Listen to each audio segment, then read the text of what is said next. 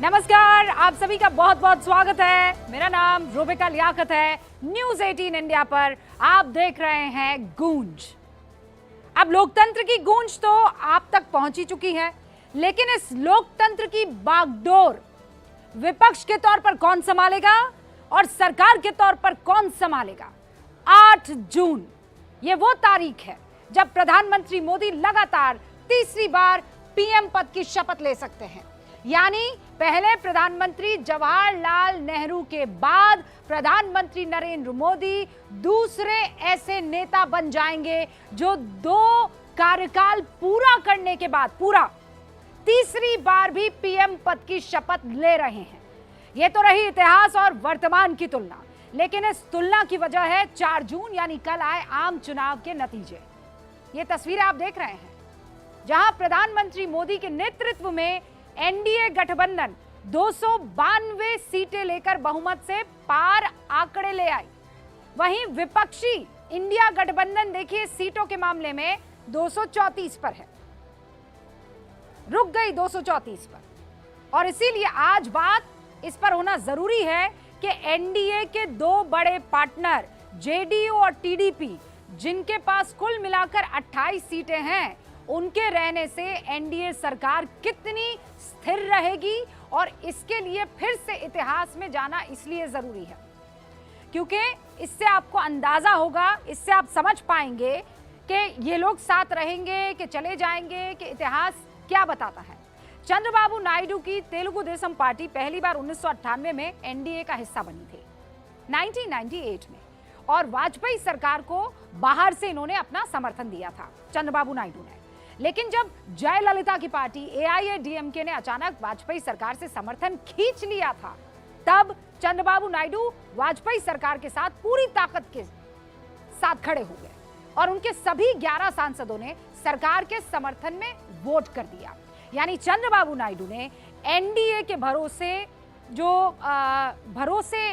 को हमेशा आगे रखा है, एनडीए के भरोसेमंद साथी रहे हैं।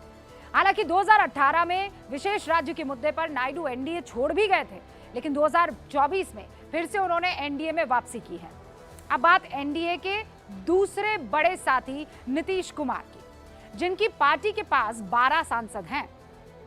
नीतीश कुमार 1996 से एनडीए के सहयोगी रहे हैं, और जब वाजपेयी सरकार 13 दिन के लिए सत्ता में आई, तब भी नीतीश की जो समता पार्टी है वो बीजेपी के साथ खड़ी रही थी। जब 98 में वाजपेयी सरकार एक मत से गिर गई थी, तब भी नीतीश की समता पार्टी एनडीए के साथ रही थी। और 1999 से 2004 के बीच वाजपेयी सत्ता में रहे थे, तब भी नीतीश कुमार एनडीए में बने रहे। यानी केंद्र सरकार के मसले में नीतीश और एनडीए की दोस्ती गहरी रही है राज्य के बनस्पत। हालांकि 2013 में मोदी के पीएम उम्मीदवारी के विरोध में पहली मर्तबा नीतीश एनडीए से बाहर हो गए थे, फिर 2019 में वापस आए, लेकिन 2022 में केंद्र में जेडीयू के मंत्री रहते हुए दोबारा नीतीश ने एनडीए को छोड़ दिया था। तो एनडीए के सहयोगी दलों की विश्वसनीयता को लेकर आपको ये इतिहास जानना जरूरी था, लेकिन जिन नतीजों की वजह से हमें ये जानकारी देनी पड़ रही है वो क्या है, उस पर भी बात करनी जरूरी है। बीजेपी ने लगातार 10 सालों तक सत्ता में रहने के बाद 441 सीटों पर चुनाव लड़ा और 240 सीटें जीती। तो इस हिसाब से स्ट्राइक रेट क्या हुआ, ये देखिए आप, 440 उम्मीदवार, ये जो जीत आई है वो 240 की है। राहुल गांधी और नरेंद्र मोदी, इन दोनों की स्ट्राइक रेट पर आप गौर कीजिए। एक है 54% और दूसरी 99 सीट के साथ 30%। वो भी तब जब ये इनकम्बेंट सरकार थी, मतलब जब आप सत्ता में रहते हैं तो एंटी इनकम्बेंसी जो है वो जरूर आपके सर चढ़कर बोलती है। लेकिन यहां इस केस में अगर 54% स्ट्राइक रेट है तो क्या कहा जाएगा? दूसरे नंबर पर कौन सी पार्टी रही? कांग्रेस रही ना। कांग्रेस को कितनी सीटें मिली हैं? 99। लड़ी कितनी सीटों पर थी? 338। और जीत प्रतिशत कितना रहा? 30%। यानी पहले नंबर पर खड़ी बीजेपी और दूसरे नंबर पर खड़ी कांग्रेस के बीच में डिफरेंस कितना है? 141 सीटों का, 2 गुने से भी ज्यादा। तो जीत का जश्न कहां मनना चाहिए? वोट प्रतिशत की बात कर लेते हैं। बीजेपी को 18वीं लोकसभा के चुनाव में कितना वोट प्रतिशत मिला है? 36.58, 36.58% वोट मिला है। 2019 के मुकाबले ये कितना कम हुआ है? 0.71%। और कांग्रेस को 21.20% वोट मिला है, यानी 21.20%, यानी 2019 के मुकाबले लगभग 2% ज्यादा। 0.71 कम हुआ है और बढ़ोतरी यहां पर कितनी हुई है? 1.7%। ये वो नतीजे हैं जिसको लेकर कहा जा रहा है कि बीजेपी चुनाव हार गई है, कांग्रेस चुनाव जीत गई है। लेकिन क्या ये सच है? मैंने आंकड़े दिए आपके सामने, आप तय कीजिए।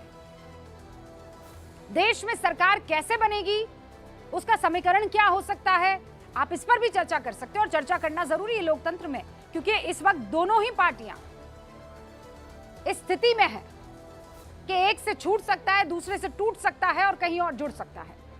क्या समीकरण बन सकते हैं, मैं जल्दी से आपको बता देती हूं।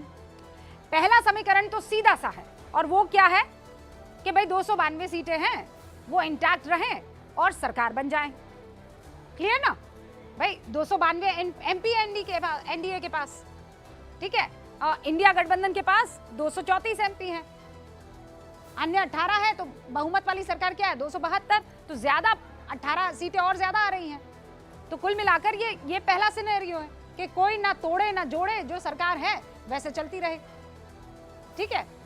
18 अन्य यानी छोटे दलों के से जो जीते हुए सदस्य हैं, निर्दलीय सांसद हैं, वो विपक्ष का हिस्सा रहे, तब भी चल जाएगा। अब दूसरा सिनेरियो क्या है? दूसरा समीकरण है कि अगर नीतीश कुमार बागी हो जाते हैं, यानी आप 292 में से माइनस कर दीजिए 12 जेडीयू के सांसदों को, तो कितने आ जाते हैं? कुल बच जाते हैं 280।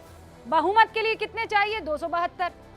तो अभी भी यहां पर सरकार चल जाएगी, किसी तरह की कोई मुश्किल नहीं होगी, क्योंकि आप लगभग 8 जो हैं आपके पास एमपी अभी और भी है 272 के आंकड़े से।